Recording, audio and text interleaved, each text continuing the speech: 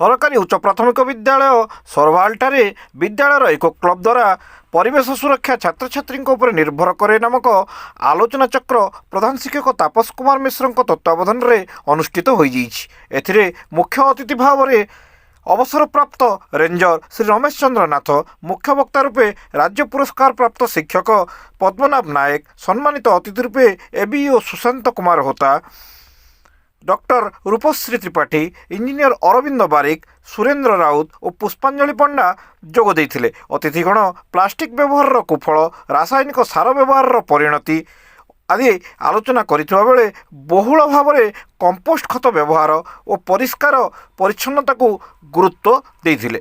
विभिन्न कृति प्रतियोगी को पुरस्कार बंटन करा जाइथिला। शिक्षयित्री स्रोतस्विनी मिश्र और सस्मिता महापात्र सभा परिचालना करिଥିବା बेले शिक्षयित्री सुजाता पाणिग्राही, पद्मिनी पंडा, पुष्पांजलि पाढ़ी, गीताराणी पंडा और रत्नशिला पाढ़ी कार्यक्रम परिचालन में सहयोग प्रदान करथिले।